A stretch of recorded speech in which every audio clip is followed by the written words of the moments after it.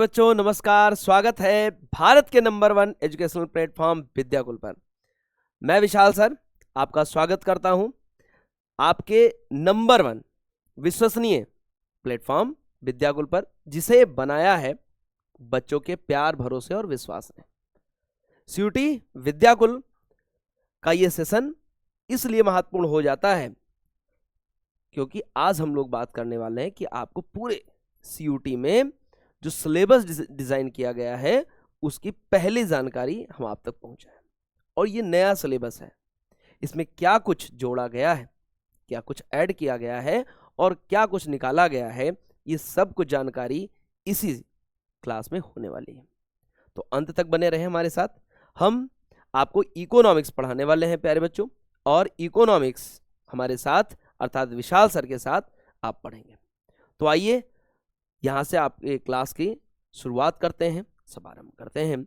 अब देखिए, सबसे पहली बात होगी कि भाई जो आपका ईयर है वो है 2025 और इसमें आपका एग्जाम होने वाला है।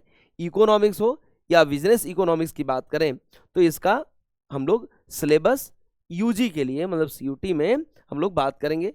और इसमें क्या क्या चीज़ रहने वाली है भाई, तो जैसा कि आप पहले से जानते हैं कि 2 पुस्तकें आपने पढ़ी होंगी और दोनों पुस्तकों से इसमें सिलेबस है। एक तो मैक्रो इकोनॉमिक्स हो जाता है और एक हो जाता है माइक्रो इकोनॉमिक्स, मतलब एक समष्टि हो जाती है और एक व्यष्टि हो जाता है। तो समष्टि और व्यष्टि में हम लोग 1 बाय 1 करके इनको देखते हुए चलेंगे, आगे बढ़ेंगे।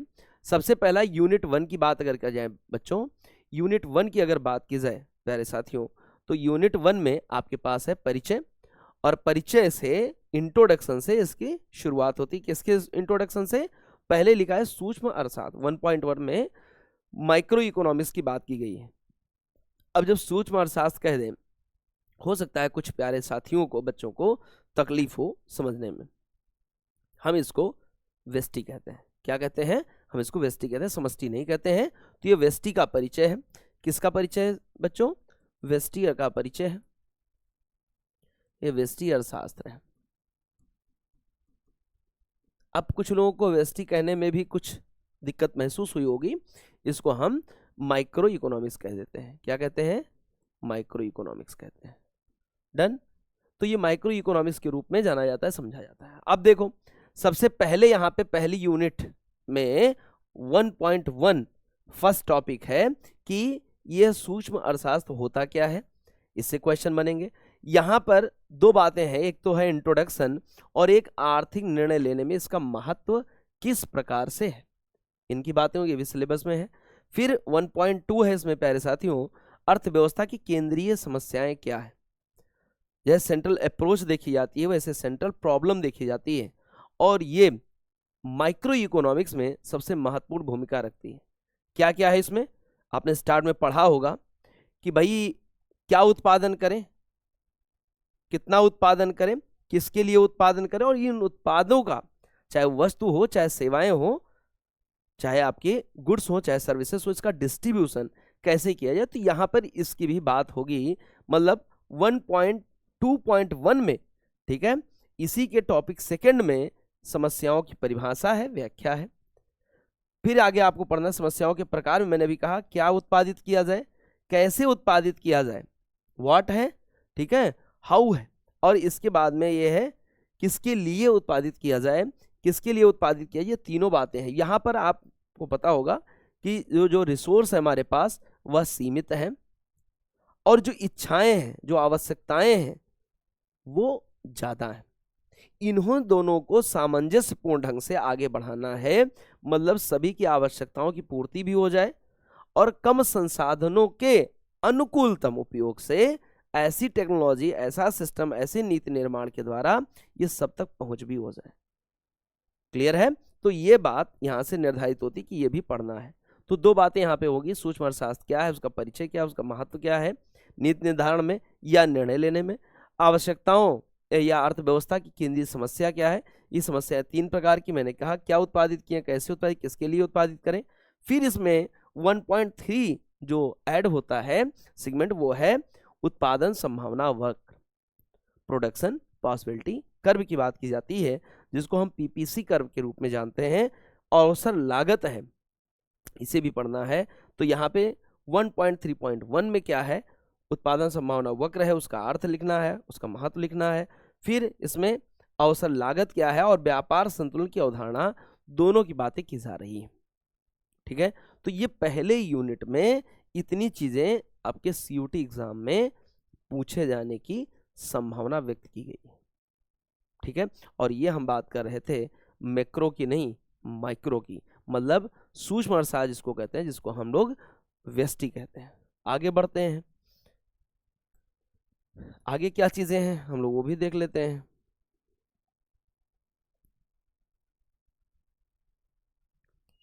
अब आगे आपके सामने मांग आ जाती है। यूनिट 2 में हम लोग पहुंचते हैं, तो इसमें हम लोगों के पास क्या आ जाता है प्यारे साथियों, एक तो है यूनिट 2 उपभोक्ता व्यवहार और मांग।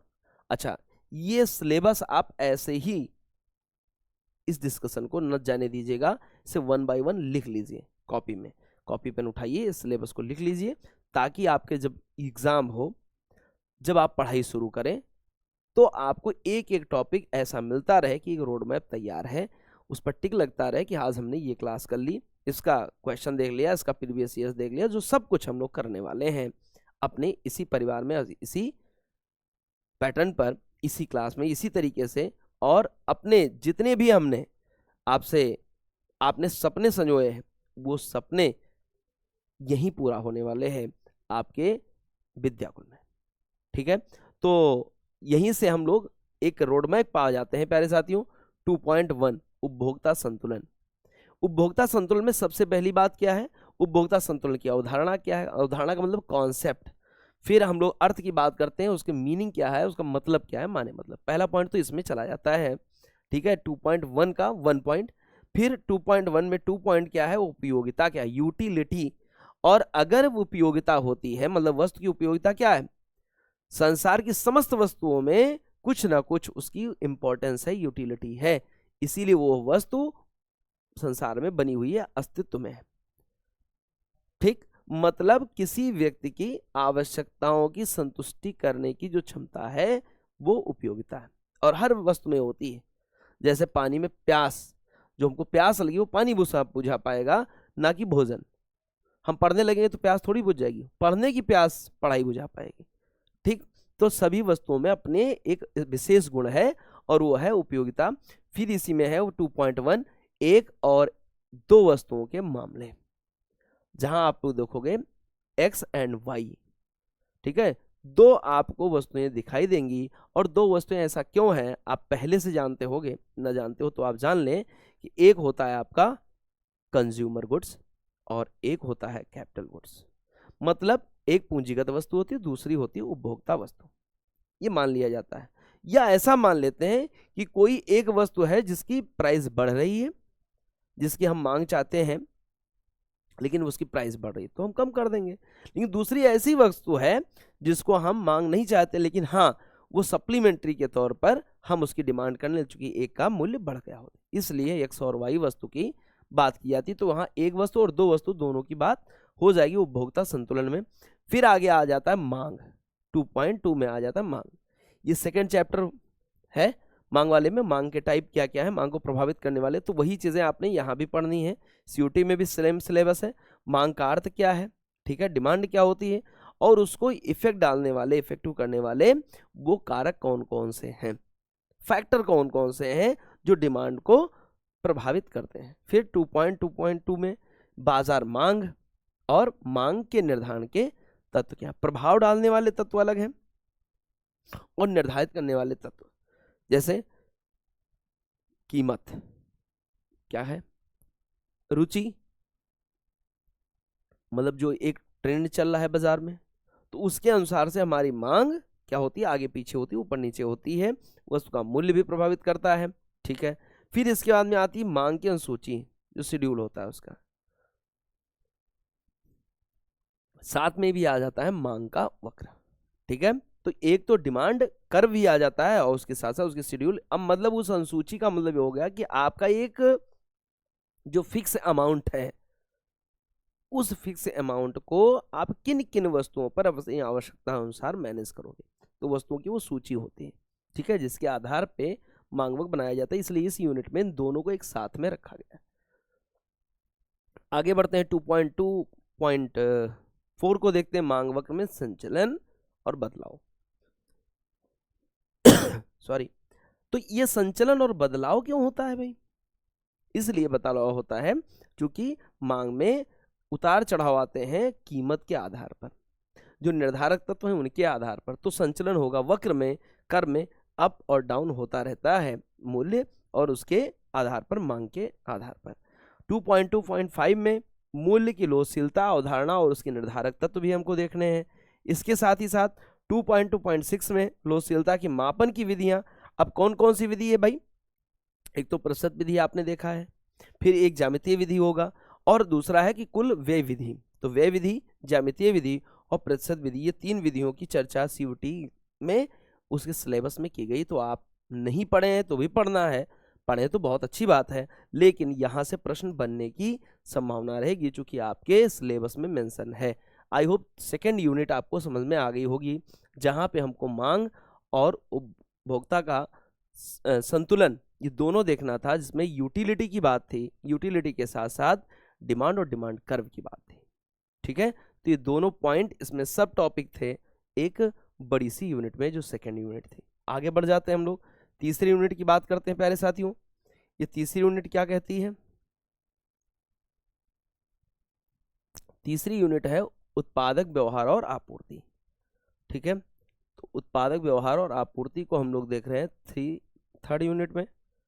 अब तीसरी यूनिट थोड़ी सी लंबी है, आकार में थोड़ी सी लंबी हो जाती है। ठीक, तो उत्पादक व्यवहार और आपूर्ति में सबसे पहले उत्पादन फलन। क्लियर है? उत्पादन फलन का अर्थ क्या होता है, महत्व क्या होता है? ठीक है, तो यहाँ से उत्पादन फलन मतलब जितनी भी चीजें उत्पादन में लग रही हैं, क्या क्या लग रहा है, श्रम, भूमि, पूंजी, ठीक, तकनीकी जो भी होती है उन सबको। फिर है कारक प्रतिफल और स्केल पर आधारित प्रतिफल, कारक प्रतिफल का नियम। ठीक है, एक तो ये हो जाता है। फिर इसी में आ जाता है अब सप्लाई। अभी इससे पहले आप डिमांड देख चुके थे, अब आपको सप्लाई देखना है। ठीक है, हम बात कर रहे हैं आपकी माइक्रो इकोनॉमिक्स की, सूक्ष्म अर्थशास्त्र की, जिसको हम व्यष्टि अर्थशास्त्र के नाम से जानते हैं, उसका है ये तीसरा यूनिट, और जिसमें हम लोग पढ़ रहे हैं आपूर्ति का अर्थ। जैसे मांग का अर्थ हमने पढ़ा था प्यारे साथियों, वैसे ही आपको सप्लाई अर्थात आपूर्ति पढ़ना है। आपूर्ति का अर्थ परिभाषा पढ़ना है, परिभाषा के साथ उसको निर्धारण करने वाले, डिसाइड करने वाले, इफेक्ट करने वाले वो फैक्टर भी देखने हैं, कारक भी पढ़ने हैं। तो निर्धारण के कारक भी हम लोग पढ़ने वाले हैं। इसके बाद बन जाता है 3.2.2 बाजार आपूर्ति, आपूर्ति अनुसूची, आपूर्ति वक्र। वहां भी हम लोग पढ़े थे मांग अनुसूची और मांग वक्र, वैसे ही आपूर्ति अनुसूची, आपूर्ति वक्र। साथ ही साथ यह बाजार आपूर्ति है कि मार्केट में सप्लाई किस प्रकार की होती है, वो भी हम लोग देखेंगे। फिर इसी तरीके से यहाँ पे भी जैसे वहां मांग में संचलन था, वैसे यहाँ आपूर्ति वक्र में भी संचलन या बदलाव है। मूल्य लोचशीलता की अवधारणा और उसके निर्धारक तत्व। मूल्य में लोचशीलता क्यों होती है और इसे कौन डिसाइड करता है, ऐसे फैक्टर को भी यहाँ पे इंडिकेट किया गया है, शामिल किया गया सीयूटी के सिलेबस में। फिर इस जिस तरीके से हम लोग मांग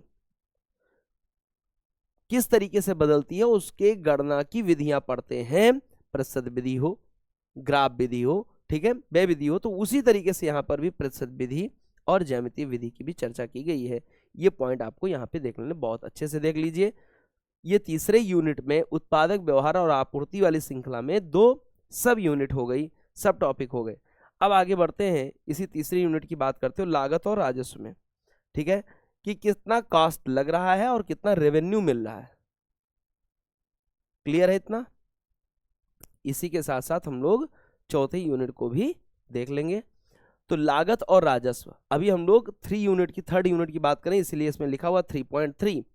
3.3 का मतलब तीसरी यूनिट चल रही है। 3.3.1 में देखो लागत की अवधारणा, इसके प्रकार, मतलब स्थिर लागत का सिद्धांत, परिवर्तनशील लागत।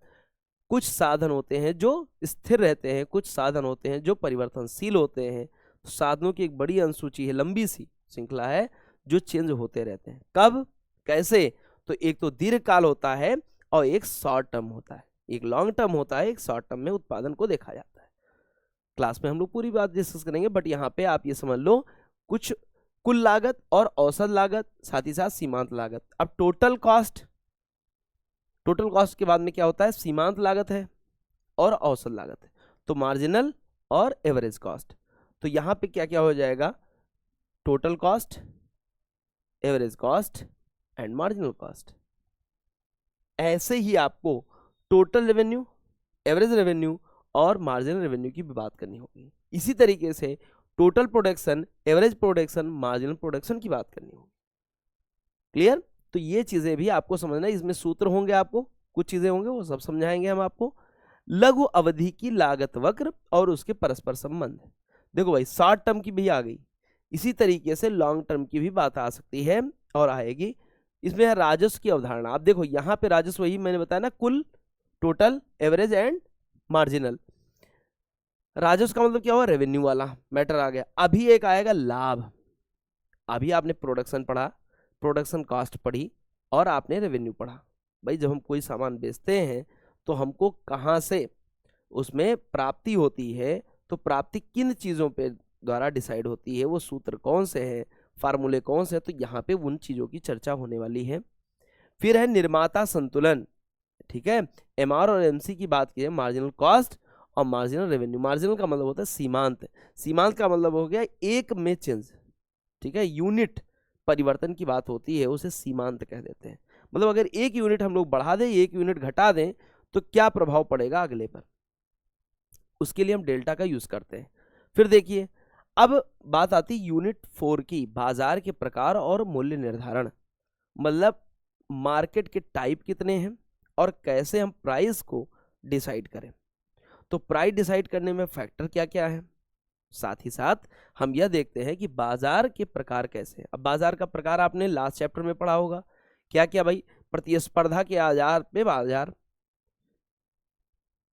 थोक सामान के आधार पर, भाई थोक और फुटकर हो गया वो दो प्रकार के, स्थान के आधार पर बाजार, देखिए प्रांतीय स्तर, राष्ट्रीय स्तर, अंतरराष्ट्रीय स्तर पर बाजार। लेकिन आपके सिलेबस में प्रतिस्पर्धा को ज्यादा महत्व दिया गया है और उसमें भी द्वैधिकारी। पहले एक तो है भाई पूर्ण प्रतिस्पर्धी बाजार और अल्पाधिकार बाजार। अल्पाधिकार बाजार को भी कई खंडों में तोड़ा गया है, उसके भी सब टाइप्स हैं, द्वैधिकारी, अल्पाधिकारी, एकाधिकारी और एकाधिकारी प्रतियोगिता। एकाधिकारी बाजार अलग है, एकाधिकारी प्रतिस्पर्धात्मक बाजार अलग है, थोड़ा सा ध्यान रखना है। और इसी तरीके से आपको फिर ये मिलेगा पूर्ण प्रतिस्पर्धा वाला बाजार। भाई पूर्ण प्रतिस्पर्धा और अपूर्ण प्रतिस्पर्धा, इन्हीं को यहाँ पे देखना है 4.1 में, पूर्ण प्रतिस्पर्धा और इसकी विशेषताएं, पूर्ण प्रतिस्पर्धा और इसके अंदर मूल्य निर्धारण, संतुलन मूल्य और मात्रा निर्धारण, मांग और आपूर्ति कैसे, जैसे जब आप कहते हो अधिमांग और अधिपूर्ति, ठीक है, उसका भी यहाँ पे डिस्कशन है, वो भी आपके सिलेबस में शामिल किया गया है। सॉरी, आगे बढ़ते हैं हम लोग चौथी यूनिट की बात में। अब पांचवी यूनिट आपकी क्या चर्चा कर रही है भाई, क्या चीजें यहाँ पे शामिल की गई हैं, थोड़ा सा ध्यान दीजिएगा। क्या है भाई इसमें, तो यहाँ पे आ जाता है प्यारे साथियों, अब आपका सूक्ष्म अर्थशास्त्र, यूं कहें आपका माइक्रो इकोनॉमिक्स खत्म हुआ, वो आपके 4 यूनिट में था। अब पांचवी यूनिट से आपका शुरू हो जाता है क्या, तो समष्टि की बात शुरू हो जाती है। किसकी शुरू हो जाती है, समष्टि अर्थशास्त्र की, अर्थात मैक्रो इकोनॉमिक्स की। किसकी, मैक्रो इकोनॉमिक्स की। क्लियर है, जॉन मेनर्ड किन्स वाली। अब पहली यहाँ पे मामला जब शुरू होगा इसका, तो वो यूनिट 5 से शुरू होगा और यूनिट 5 में राष्ट्रीय आय, संबंधित समुच्चय, अवधारणाएं और मापन, एक साथ इसका नाम दिया गया है। क्या है इसमें प्यारे साथियों, तो सबसे पहले 5.1 में आप पढ़ोगे समष्टि, आ गया ना नाम। उधर आपने सूक्ष्म पढ़ा या व्यष्टि पढ़ा, परिचय, उसका महत्व, उसमें जो भी चीजें थी, इसमें आप पढ़ रहे हो समष्टि अर्थशास्त्र, समष्टि का अर्थ क्या होता है। इतना कह करके इसने छुट्टी कर दी। इसमें समष्टि का महत्व, विशेषताएं, या जो आर्थिक महामंदी थी 1929 वाली, उसकी चर्चा यहाँ नहीं की गई है। यहाँ इसकी भी चर्चा नहीं है कि इसमें जो टाइप्स हैं अर्थव्यवस्था के, वह भी नहीं है, जिसमें पूंजीवादी रहा। यहाँ आपको सिर्फ सिलेबस में ये बात है, ये बात ध्यान रखिएगा। मैंने कहा था ना कि नया सिलेबस जो डिजाइन करके हाल ही फिलहाल में अपडेट किया है, वो चीज़ें आपको समझ में आनी चाहिए, वो चीज़ें आप लिख लो। इसमें सब कुछ नहीं पढ़ना है, कुछ चीज़ें जो हैं वो आप ध्यान दो। समष्टि अर्थशास्त्र का अर्थ, आय का चक्रीय प्रवाह या सर्कुलर फ्लो ऑफ इनकम, इसको वर्तुल प्रवाह कहते हैं, हमने जब पढ़ाया है और या आगे जब पढ़ाएंगे तो आपको ध्यान देना होगा कि ये वर्तुल प्रवाह है। वर्तुल का मतलब सर्कुलर फ्लो ऑफ, कभी वर्तुल करके पूछ सकता है आपसे। तो इसका अर्थ क्या है, महत्व क्या है, चक्रीय प्रवाह क्या है, ये बातें आपको पढ़नी होती है। अच्छा याद रखो कि इधर क्षेत्रक नहीं है, पहला चैप्टर जो आप पढ़ते हो समष्टि में क्षेत्रक नहीं है, चाहे परिवार हो, फर्म हो, बाह्य क्षेत्रक हो, सरकारी, वहां से एक चीजें निकल के आएंगी कि ये चक्रीय प्रवाह है। क्या है, चक्रीय प्रवाह है। आगे बढ़ो, फिर है 5.3 में राष्ट्रीय आय की अवधारणा, सकल घरेलू उत्पाद जीडीपी, ठीक है, जीएनपी ग्रॉस नेशनल प्रोडक्ट की बात है, ठीक है, ग्रॉस डोमेस्टिक प्रोडक्ट की बात है। फिर इसके बाद में है एनडीपी नेट डोमेस्टिक प्रोडक्ट, इसके बाद में है नेट नेशनल प्रोडक्ट, शुद्ध राष्ट्रीय उत्पाद, और इस पर भी बाजार मूल्य और कारक लागत की बात है, मतलब फैक्टर कॉस्ट है एंड मार्केट प्राइस है, ये दोनों की चर्चा है। क्लियर है? तो भाई अगर इतनी बातें क्लियर है तो इसके आगे भी इसने कुछ पॉइंट बनाए हैं, उसको भी हम लोग देख लेते हैं कि आगे क्या क्या चीजें रखी गई हैं हम लोगों के लिए सिलेबस में हमारे। तो यहाँ पे आ जाता है जो 5वीं यूनिट का आगे पॉइंट है, वो पॉइंट है प्यारे साथियों कि 5.3.2 में राष्ट्रीय निपटान योग्य आय सकल और शुद्ध के रूप में। सकल का मतलब हो गया, यहाँ ध्यान रखो, सकल का मतलब ग्रास से है, शुद्ध का मतलब नेट से है, मतलब वो ग्रास भी पढ़ाया जाएगा और नेट भी पढ़ाया जाएगा राष्ट्रीय निपटान योग्य आय में। फिर इसमें आपको अलग अलग आय कैसे कैसे, निजी आय, व्यक्तिगत आय, यह भी पढ़नी है, साथ ही साथ व्यक्तिगत आय निपटान योग्य आय भी पढ़नी है। मतलब प्रयोज्य, जब प्रयोज्य आय कहते हो ना तो टैक्स को माइनस करके निकाला जाता है। तो एक तो निपटान योग्य आय वही कहा गया है। फिर है 5.5वीं यूनिट में ही राष्ट्रीय आय का मापन भी है, उसके विधियां हैं, आय विधि, व्यय विधि और मूल्यवर्धन विधि, वैल्यू एडिशन टैक्स मेथड, इसकी बात की जाती है। फिर यूनिट 6 में हम लोग आ जाते हैं, क्या क्या है इसमें, आय रोजगार का निर्धारण है, जो आप चैप्टर नंबर 4 में पढ़ते हो वही यहाँ पढ़ना है। समग्र मांग, समग्र आपूर्ति के घटक आपको पढ़ने हैं, demand and supply, aggregate demand, aggregate supply की बात है। उपभोग प्रवृत्ति, बचत प्रवृत्ति, यहां से सूत्र मिलेंगे आपको, क्या क्या मिलेगा, APC average propensity to consume, marginal propensity to consume, APS और MPS average propensity to save और मार्जिनल प्रोपेंसिटी टू सेव, इसकी बात है। और इसको डिटेल में हम लोग पढ़ेंगे, इस पे क्वेश्चन आंसर भी आता है जैसा कि आपके सिलेबस में शामिल किया गया है। आगे बढ़ जाते हैं, इस यूनिट के बाद 6ठी यूनिट में आपको आगे मिल जाता है उपभोग और बचत प्रवृत्ति के ठीक बाद आपको ये चीजें मिल जाएंगी, क्या क्या है इसमें। तो यहाँ तक बातें आपने कंप्लीट की दी, एपीएस एमपीएस तक, एपीसी एमपीसी से। फिर रोजगार और बेरोजगारी, चौथे चैप्टर में जो आप पढ़ते हो समष्टि में, वो यहाँ पे शामिल किया गया है। किस रूप में, ऐच्छिक अनैच्छिक बेरोजगारी, ठीक, और पूर्ण रोजगार का अर्थ भी। तो यहाँ पे हम लोग रोजगार भी पढ़ लेते कि भाई रोजगार कितने प्रकार के होते हैं। मैंने आपको बताया था प्यारे साथियों कि भाई इसको 3 रूपों में पढ़ा जाता है। कैसे कैसे पढ़ा जाता है, एक तो भाई आपकी इच्छा है, आपकी योग्यता है और काम है कि नहीं। इन 3 फार्मूलों से, 3 बातों से, 3 पॉइंट से आपको बेरोजगारी से कोई दिक्कत नहीं होगी। इसकी चाहे परिभाषा से क्वेश्चन आ जाए, अब आना ऑब्जेक्टिव टाइप ही है, और चाहे इसकी विशेषताओं से क्वेश्चन आ जाए तो वो आपसे बन ही जाएगा, टेंशन नहीं लेना है, ये अभी सिलेबस में शामिल है। अब 6ठे यूनिट में हम आगे बढ़ते हैं।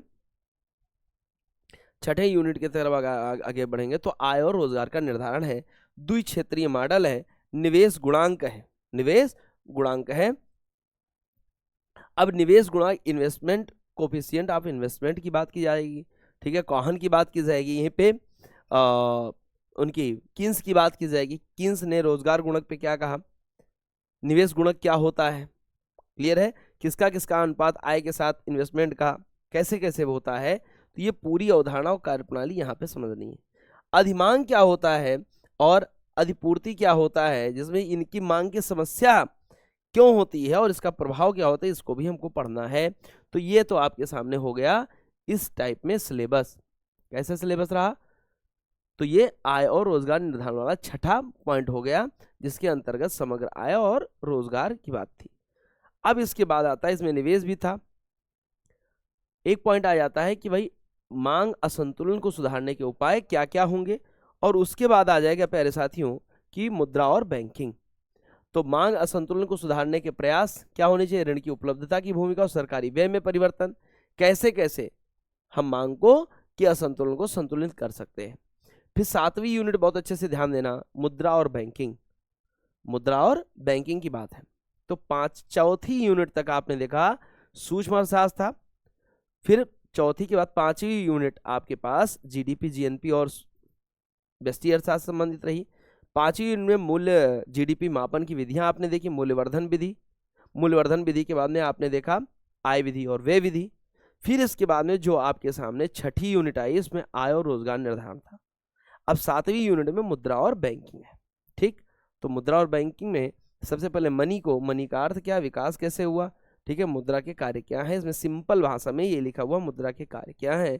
फिर सेंट्रल बैंक की चर्चा है, इसके अर्थ और प्रकार क्या है, मतलब कि आपके पास आरबीआई की जानकारी होनी चाहिए। आरबीआई के कौन कौन से फंक्शन हो सकते हैं, उसका बाकी सारा डेटा, कब स्थापना हुई, कब कैसे उसका राष्ट्रीयकरण हुआ, किस एक्ट के तहत हुआ, ये सारी बातें इसमें शामिल है। फिर इसके बाद में आ जाता है कॉमर्शियल बैंक की बात। किसकी बात आ जाती है प्यारे साथियों? कॉमर्शियल बैंक की चर्चा होती है, और ये होती है 7.3 में, मतलब 7वीं यूनिट का ये तीसरा सब टॉपिक रहेगा। इसको यहाँ से पढ़ना होगा, ठीक है। वाणिज्यिक बैंक और इसका अर्थ और कार्य, फंक्शन ही बताना है। फिर भारतीय बैंकिंग प्रणाली में सुधार, जो मैं आपसे बता रहा था कि जब निजीकरण आधुनिकीकरण आया 1991 के बाद, तो उसमें क्या क्या चीजें एडिशन हुआ, क्या क्या ऐड हुआ, और फंक्शन कैसे कैसे वो बढ़ता चला गया, ठीक है। ये अभी यहाँ पे पढ़ने को मिलेगा। यूनिट 8 में हम लोग देखेंगे सरकार का बजट और अर्थव्यवस्था।